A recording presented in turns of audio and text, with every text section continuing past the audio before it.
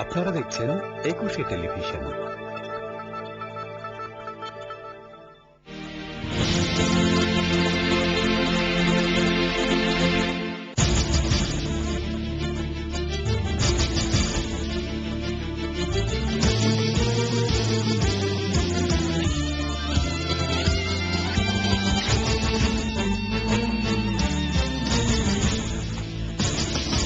সাগররণী হত্যা নিয়ে লুকোচুরি খেলা হচ্ছে, মন্তব্য মানবাধিকার কমিশনের চেয়ারম্যানের। মামলার আশাতীত অগ্রগতি, দাবি পুলিশ প্রধানের। বাংলাদেশের মানবাধিকার পরিস্থিতি নিয়ে জার্মানির উদ্বেগ, সব রাজনৈতিক দলকে একসঙ্গে কাজ করার আহ্বান জার্মান পররাষ্ট্রমন্ত্রীর। আওয়ামী লীগের ৬৩তম প্রতিষ্ঠা বার্ষিকীতে বঙ্গবন্ধুর প্রতি দলের শ্রদ্ধা, জঙ্গি ও সন্ত্রাসবাদের বিরুদ্ধে সতর্ক থাকার আহ্বান প্রধানমন্ত্রীর।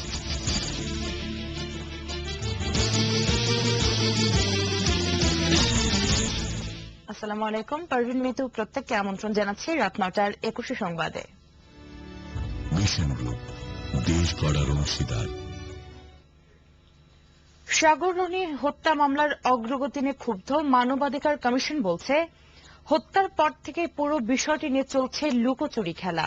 এ নিয়ে হতাশার পাশাপাশি সাধারণ মানুষের ভেতর দেখা দিয়েছে অনাস্থা। পুলিশ প্রধান বলছেন, বিশেষ গুরুত্ব দেয় আশাতীত অগ্রগতি হয়েছে মামলাটির। আহমেদ বাবুকে সঙ্গে নিয়ে রিপোর্ট করছেন অখিল পোদ্দার। গত ১১ ফেব্রুয়ারি রাজধানীর রাজাবাজারের ভাড়া বাসায় খুন হবার পর কেটে গেছে ৪ মাসেরও অধিক সময়। হত্যাকাণ্ডের পর থেকেই সাংবাদিক সমাজ খুনিদের গ্রেপ্তারের দাবিতে লাগাতার আন্দোলন করছে রাজপথে, কিন্তু আইন শৃঙ্খলা বাহিনীর পক্ষ থেকে আজ পর্যন্ত জানানো হয়নি মামলার অগ্রগতি কোন পর্যায়ে। প্রশাসনের ঢালাও কথাবার্তায় বরং আস্থাহীনতা সৃষ্টি হয়েছে তদন্তের কর্মকাণ্ড নিয়ে।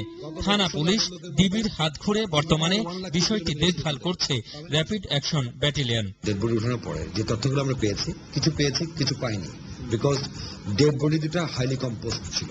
Forensic report including visceral report, আমি এটুকু বলতে পারি যে এই রিপোর্টে অনেক গুরুত্বপূর্ণ তথ্য আমাদের কাছে আছে। চূড়ান্ত অনুভূতি দিয়ে কিন্তু আমরা এই বিষয়টিকে দেখছি। র্যাবের যে তদন্ত কার্যক্রম চলছে, যতটুকু সম্ভব সেই কার্যক্রম সত্য উদ্ঘাটনের লক্ষ্যে তারা চালিয়ে যাচ্ছে। প্রশাসনের কর্মকাণ্ডে ক্ষুব্ধ মানবাধিকার কমিশন। তদন্ত চলছে, তদন্ত অগ্রগতি হয়েছে, কিন্তু তদন্তের স্বার্থে বলা যাবে না যে আমরা কি ধরনের অগ্রগতি করেছি। এটি কিন্তু এক ধরনের লুকোচুরি খেলা, এবং এই লুকোচুরি খেলাটা কিন্তু আমাদের সাধারণ মানুষ পছন্দ করছেন না। আস্থার জায়গাটা যখন দুর্বল হয়ে পড়ে, তখন কিন্তু মানুষ জানে যে এই তদন্ত আমাদের কোথায় নিয়ে যাবে বা আদৌ কোনো ফলাফল পাবো কিনা। আইন শৃঙ্খলা রক্ষাকারী বাহিনী যদি সেই সামর্থ্য এবং ক্ষমতা যদি না থাকে, তাহলে অন্তত সেটাও স্বীকার করে নেওয়া দরকার। তখন না হয় আমরা বিদেশিদের দ্বারস্থ হব, আমরা তাদেরকে বলবো যে এই অপরাধের ক্ষেত্রে, এই হত্যার ক্ষেত্রে, এই খুনের ক্ষেত্রে তোমরা এসে সাহায্য করে আমাদেরকে সত্য উদ্ঘাটনে সাহায্য করো, অপরাধীকে ধরতে সাহায্য করো। সর্বোচ্চ গুরুত্ব দিয়ে তদন্ত কাজ চালানোর দাবি র্যাব আর মহাপুলিশ পরিদর্শকের। এখানে যদি পর্যাপ্ত পরিমাণের তথ্য প্রমাণ যে না থাকে, তাহলে কিন্তু সেই ধরনের তদন্ত কিন্তু কারো কাছে গ্রহণযোগ্য হবে না। 75 ডেজ পরে একটা ঘটনা যখন তদন্ত করা যায়, শুরু হয়, তখন কিন্তু এটার অনেক জটিলতা থাকে, অনেক চ্যালেঞ্জিং হয়ে যায় জিনিসটা। অহর্নিশ সেখানে তদারকি হচ্ছে এই মামলাটির। আমি এই বিষয়ে আশাবাদী যে অবশ্যই সত্য উদ্ঘাটিত হবে। তবে এই মামলার জট আদৌ খুলবে কিনা বা কতদিন পরে খুলবে, এই প্রশ্ন জনমনে কিন্তু থেকেই যাচ্ছে। অখিল পোদ্দার, একুশে television, Dhaka.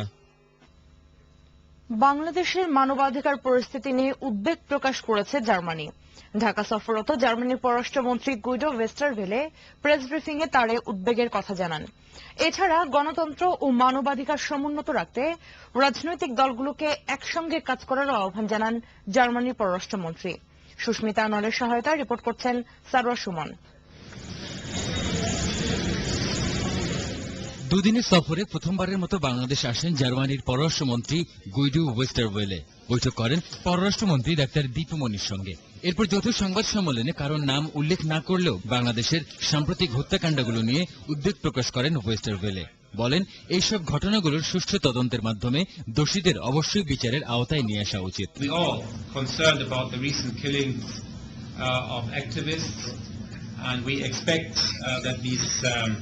incidents will be investigated and that the perpetrators will be brought to justice. এছাড়া অবাধ সুষ্ঠু নির্বাচন, মুক্ত গণমাধ্যম ও স্বাধীন সুশীল সমাজ গণতন্ত্রের গুরুত্বপূর্ণ ভিত্তি বলে উল্লেখ করেন জার্মান পররাষ্ট্রমন্ত্রী।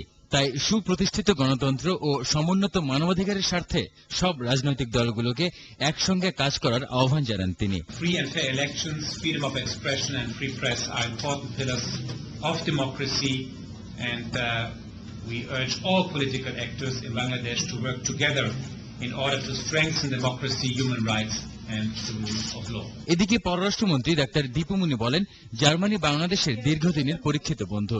ভবিষ্যতে শিক্ষা, প্রযুক্তি বিনিময় ও বিনিয়োগের মাধ্যমে দুদেশের সম্পর্ক আরো গভীর হবে বলেও জানান তিনি। সারওয়ার সুমন, একুশে টেলিভিশন, ঢাকা। যারা আওয়ামী লীগ 10 আসন পাবে বলছে, তাদের পরিণতি এমন হতে পারে বলে মন্তব্য করেছেন প্রধানমন্ত্রী শেখ হাসিনা। আওয়ামী লীগের প্রতিষ্ঠাবার্ষিকী উপলক্ষে আয়োজিত আলোচনা সভায় বিরোধী দলের প্রতি ইঙ্গিত করে তিনি কথা বলেন। এছাড়া পোশাক শিল্পের ভাঙচুরকে শিল্পের জন্য গভীর ষড়যন্ত্র বলেও মন্তব্য করেন তিনি। সাজিদ রহমানের রিপোর্ট। বঙ্গবন্ধু সম্মেলন কেন্দ্রের অনুষ্ঠানে প্রধানমন্ত্রী আওয়ামী লীগের প্রতিষ্ঠাকাল থেকে যারা তিলে তিলে দলকে গড়ে তুলেছেন, যাদের আত্মত্যাগের বিনিময়ে দল গঠনের পাশাপাশি এসেছে স্বাধীনতা, গণতন্ত্র, তাদের প্রতি গভীর শ্রদ্ধা জানান। প্রধানমন্ত্রী বিভিন্ন সময়ে দলের নেতাকর্মীদের উপর অত্যাচার নির্যাতনের বর্ণনা দিয়ে বলেন, আওয়ামী লীগ হীরার টুকরা, যতই কাটা যায় এর ঔজ্জ্বল্য বাড়ে। আর আওয়ামী লীগের নেতাকর্মীরাও যখনই আঘাত আসে তখনই কিন্তু তারা ঐক্যবদ্ধ এবং তখনই তারা তাদের যে সাংগঠনিক শক্তি সেটা তারা দেখাতে পারে। আওয়ামী লীগ হচ্ছে হীরার টুকরা, এটা যতই কাটে ততই ঔজ্জ্বল্য বাড়ে, কেউ কমাতে পারে না। পোশাক শিল্পের ষড়যন্ত্রের কথা উল্লেখ করে আওয়ামী লীগ সভানেত্রী বলেন, আওয়ামী লীগ সরকারই এই শিল্পের শ্রমিকদের ন্যূনতম বেতন 3000 টাকা করেছিল। আমি ঠিক জানি না, মাত্র 1.5 বছর কি 2 বছর হয়েছে বেতন বেড়েছে, এখন আবার কারা উস্কানি দিচ্ছে। তাদের ভালো মন্দ তো আমি নিজে দেখেছি এবং মালিকদের চাপ দিয়ে আমি তো তাদের বেতন বাড়িয়ে দিয়েছি।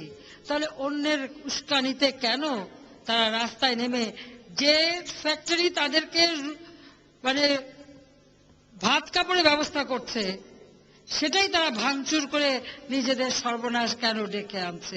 দেশে যেন আবারও জঙ্গিবাদের উত্থান না হয় সেদিকে সবাইকে সজাগ থাকার আহ্বান জানান প্রধানমন্ত্রী। এক সময় যারা বলেছিল আওয়ামী লীগ 30টা আসন পাবে, পরে তারাই সে সংখ্যক আসন পেয়েছে বলে উল্লেখ করেন প্রধানমন্ত্রী।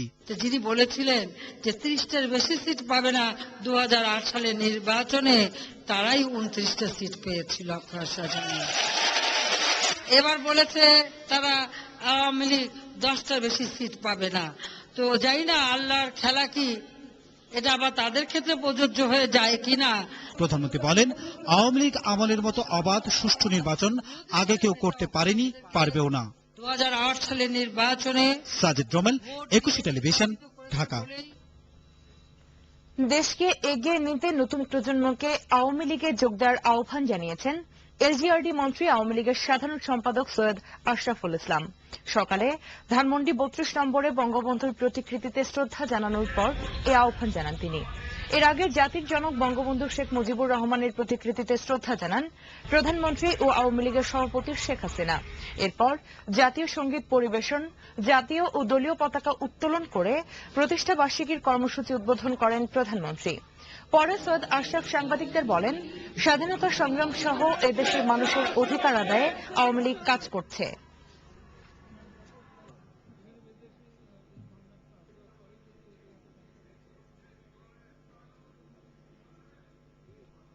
চলার পথে কিছু অসুবিধা হবে, কিন্তু তারপরে যদি লক্ষ্য যদি অভিষ্ট থাকে, আমরা ইনশাল্লাহ যে টার্গেট জননেত্রী শেখ হাসিনা হাতে নিয়েছেন সেই টার্গেট অবশ্যই আমরা বাস্তবায়ন করব।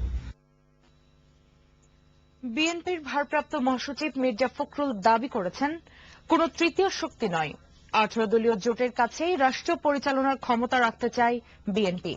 ঢাকা মহানগর বিএনপির সভায় তিনি দাবি করেন, সরকার পতনে আন্দোলনের পাশাপাশি বিভিন্ন মামলায় গ্রেফতার নেতাকর্মীদের রক্ষায় আইনি সেল গঠন করা হবে বলেও জানান তিনি। তাপসী রাবের রিপোর্ট। 24শে জুন 18 দলীয় জোটের বিক্ষোভ সমাবেশ সফল করতে ঢাকা মহানগর বিএনপি প্রস্তুতি সভার আয়োজন করে। সভায় দলের ভারপ্রাপ্ত মহাসচিব মির্জা ফখরুল অভিযোগ করেন, সরকার জনগণের অধিকার নিয়ে প্রতারণা করছে। একজন বলেছেন তৃতীয় শক্তি হাতে নাকি বিএনপি ক্ষমতা তুলে দিতে চায়। তৃতীয় শক্তি কেন? বিএনপি তো এবং 18 দলীয় জোট তো নিজের কাছেই ক্ষমতা নিতে চায়। আমরা আগামী নির্বাচনে নিরপেক্ষ নির্দলীয় তত্ত্বাবধায়ক সরকারের অধীনে নির্বাচন নিয়ে জনগণের আস্থা নিয়ে ক্ষমতায় আসতে চাই, অন্য কাউকে ক্ষমতার ভাগ দিতে চাই না। তিনি অভিযোগ করেন, সরকার মিথ্যে মামলা দিয়ে বিএনপির নেতাকর্মীদের নির্যাতন করছে। তিনি বলেন, যতই নির্যাতন করা হোক আন্দোলন চলবেই। আজকে যে আমরা আন্দোলন সংগ্রাম করছি এই কারণেই করছি যে আমাদের জনগণের যে আশা আকাঙ্ক্ষা, আমাদের জনগণের যে প্রত্যাশা, সেই প্রত্যাশাগুলোকে বাস্তবে রূপ দেওয়ার জন্যই নির্দলীয় নিরপেক্ষ তত্ত্বাবধায়ক সরকারের দাবিতে দেশ বাঁচাও মানুষ বাঁচাও আন্দোলন পরিষদ প্রেস ক্লাবের সামনে মানববন্ধন করে। সেখানে বক্তব্য দেন হানান শাহ। তাপসী রাবেয়া, একুশে টেলিভিশন, ঢাকা। বিদেশি অসাধু কোম্পানিগুলোর সঙ্গে সমান তালে নকল ওষুধের ব্যবসা চালিয়ে যাচ্ছে দেশের বহু ওষুধ কোম্পানি। এরকম মানহীন ওষুধ প্রস্তুতকারী 64টি কোম্পানির তালিকা করা হলেও প্রভাবশালীদের কারণে বন্ধ করা যাচ্ছে না। শুধু তাই নয়, এসব ওষুধ বিক্রি করতে কোম্পানিগুলো থেকে মোটা অঙ্কের টাকা নিয়ে অসাধু চিকিৎসকরা প্রেসক্রিপশন দিচ্ছে বলে অভিযোগ রয়েছে। রিপোর্ট করছেন ইলিয়াস হোসেন। 80-র দশকে যেখানে ওষুধের মোট চাহিদার 80 আমদানি করা হতো, সেখানে ওষুধ শিল্পে বর্তমানে দেশ প্রায় স্বয়ংসম্পূর্ণ। বিদেশি কোম্পানির উপর নির্ভরশীলতা কমাতে দেশি কোম্পানিগুলোকে লাগামহীন সুযোগ সুবিধার পাশাপাশি 117 রকমের ওষুধ ছাড়া বাকি সব ধরনের ওষুধের দাম নির্ধারণেরও দায়িত্ব ছেড়ে দেওয়া হয়েছে কোম্পানিগুলোরই হাতে। আর সে সুযোগ কিভাবে কাজে লাগানো হচ্ছে তা ওষুধ কিনতে গেলেই টের পাওয়া যায়। দেশের প্রতিটি নিত্য প্রয়োজনীয় জিনিস, চাল, ডাল, তেল থেকে আরম্ভ করে সবকিছু মূল্য নিয়ন্ত্রণ করে সরকার। কিন্তু ওষুধের বেলায় এটা একটা জীবন রক্ষাকারী জিনিস।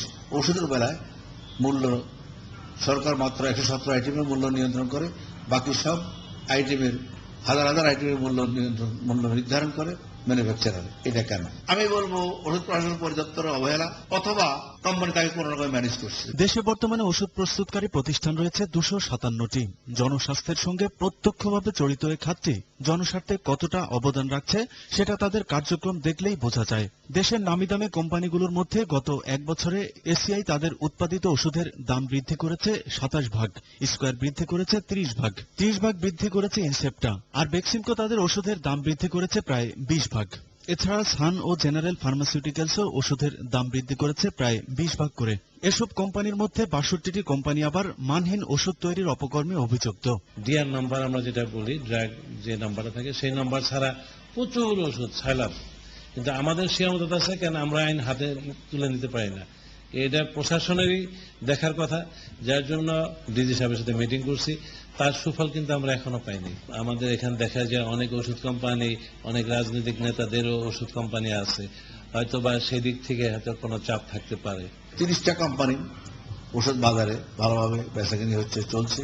বাকি কোম্পানিগুলো কি বানায় এর মনিটরিং করার দায়িত্ব হলো ওষুধ প্রশাসন, কিন্তু তার মনিটরিং করে কিনা আমার সন্দেহ আছে। আমরা ধরে দিয়েছি আইন প্রয়োগ কমিশনের থেকে পুলিশকে, ডিবিকে বহুভাবে দিয়ে দেখছি, কিন্তু রেজাল্ট তেমন আসে না। ওষুধ প্রশাসন অধিদপ্তর অবশ্য লোকবল নিয়োগ করে এসব সমস্যা সমাধানের আশ্বাস দিয়েছে। জনবলের সংকট আমি এট দিস মোমেন্ট কিছু সংকট তো আছে, কিন্তু যোগদান করলে যে 33 জন আসলে আমাদের অনেকে এটাই কমে যাবে। ইলিয়াস হোসেন, একুশে টেলিভিশন, ঢাকা। আমন্ত্রণ আবারও রাত 9টার 21 সংবাদে। গ্রাহকদের কোটি কোটি টাকা হাতিয়ে এরই মধ্যে দেশ ছেড়েছে এমএলএম কোম্পানি ডুলান্সারের এমডি রোকন ইউ আহমেদ। আর তার শ্বশুর শাশুড়ি বিদেশে পালিয়ে যাচ্ছে এমন খবর ছড়িয়ে পড়লে শুক্রবার রাত থেকে এখন পর্যন্ত তাদের বাড়ি অবরুদ্ধ করে রেখেছে প্রতারিত গ্রাহকরা। এ ঘটনায় ধানমন্ডি থানায় 2টি মামলা হলে পুলিশ তাদের জিজ্ঞাসাবাদ করেছে। মিরাজ মিজু ও জাহেদুল ইসলামের সহায়তায় শাহরিয়ার রিপোর্ট। এমএলএম কোম্পানির নামে লক্ষাধিক গ্রাহকের কাছ থেকে কয়েক কোটি টাকা হাতিয়ে স্ত্রীকে নিয়ে বিদেশে পালিয়েছেন ডুলেন্সারের এমডি। তার শ্বশুর শাশুড়িরাও বিদেশে পালিয়ে যাচ্ছেন। এ খবর ছড়িয়ে পড়লে গ্রাহকেরা তাদের মিরপুরের দক্ষিণ পাইকপাড়ার বাসাটি শুক্রবার রাতভর অবরুদ্ধ করে রাখে। ভুক্তভোগীদের দাবি, রোকনিউ আহমেদ দীর্ঘদিন তাদের সাথে দেখা না করলেও ঘেরাও করার পর থেকে ফোনে যোগাযোগ শুরু করেছে। শুধু তার শ্বশুর শাশুড়ি এখানে আছে। এখানে আসার পরই এমডি স্যার বিদেশ থেকে ফোন দিছে আমাদের। ফোন দিয়ে সে আমাদেরকে আরো বলতেছে, তোমরা পোলাপান নিয়ে এখান থেকে চলে যাও, তোমাদের প্রবলেম হবে। অনেককে থ্রেটও করতেছে, তোমাদের দুনিয়া থেকে সরাই দেওয়া হবে। এখন যদি আমি রাস্তায় যাই, আমার ইউজারেরা আমাকে টুকরা টুকরা করে দেবে। সত্য কথা, একদম বাস্তব। আমি যেতে পারছি, আমি একদম পাগলার মতো ঢাকাতে 4 দিন থেকে ঘুরছি। ফোনে তিনি গ্রাহকদের জানান রোববার সকালে দেশে ফিরে গ্রাহকদের টাকা পরিশোধ করবেন। একটা জিনিস আশ্বস্ত করছে, সেটা হচ্ছে উনি আজকে রাত্রে পারলে আজকে রাত্রের মধ্যে আসবে, না হলে কালকে সকালে 11টার মধ্যে উনি এখানে আসবেন। তবে গ্রাহকরা বলছেন এমডি না আসা পর্যন্ত তারা বাড়িটি অবরুদ্ধ করে রাখবেন। এদিকে শাশুড়ি সেলিনা জামান মেয়ে জামাইয়ের সাথে কোনো যোগাযোগ নেই বলে প্রথমে দাবি করলেও তা পরে স্বীকার করেন। ওই যে মেয়ে না জানে, আমাদেরকে না জানাই বিয়ে করছে। একদিন পর সে নাম্বার চেঞ্জ করে কথা বলে। পুলিশ জানায় এ ঘটনায় ধানমন্ডি থানায় মামলা হয়েছে এবং তদন্ত চলছে। এরই মধ্যে তদন্ত দল তার শ্বশুর শাশুড়িকে জিজ্ঞাসাবাদ করেছে। উল্লেখিত অভিযোগের প্রেক্ষিতে আমরা একজন আসামিকে অলরেডি অ্যারেস্ট করে আদালতে সুপর্দ করেছি। তাকে জিজ্ঞাসাবাদ করছি, বিভিন্ন গুরুত্বপূর্ণ তথ্য সংগ্রহ করছি। আর এই বাসায় আসামির সংক্রান্ত তথ্যে আমরা আসছিলাম। আসার এক পর্যায়ে দেখলাম যে তার এখানে শ্বশুর এবং শাশুড়িকে এই যারা দীর্ঘদিন থেকে ভুক্তভোগী টাকা পয়সা দিয়ে তারাই এখানে সন্ধান বের করছে, বের করে তাদেরকে রাখছে যে এখানে থাক, ওই রোকন সাহেব এসে যাতে তাদের টাকা পয়সাটা দিয়ে দেয়। পুলিশের চোখ এড়িয়ে রোকনিউ আহমেদের শ্বশুর শাশুড়িও বিদেশে পালিয়ে গেলে আর কোনোভাবেই তাদের টাকা উদ্ধার করা সম্ভব হবে না বলে আশঙ্কা করছেন সব হারানো এসব গ্রাহকরা। শাহনাজ শাম্মী, 21 টেলিভিশন, ঢাকা। পদ্মা ইসলামী লাইফ ইন্স্যুরেন্স বাণিজ্য সংবাদ।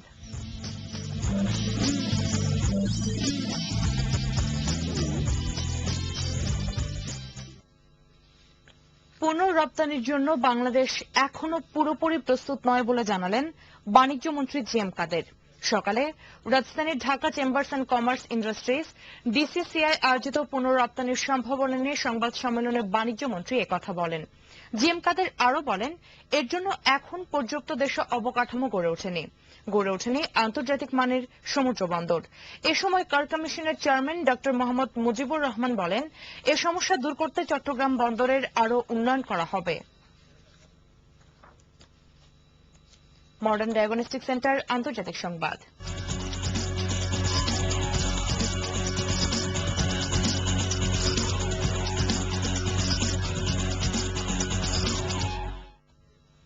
আনুষ্ঠানিক দায়িত্ব নিলেন পাকিস্তানের প্রধানমন্ত্রী রাজা পারভেজ আশরাফ। আজ প্রধানমন্ত্রীর কার্যালয়ে পৌঁছালে তাকে অভিনন্দন জানান কর্মকর্তারা। এদিকে দায়িত্ব নেওয়ার পরপরই মন্ত্রিসভার জরুরি বৈঠক ডেকেছেন আশরাফ।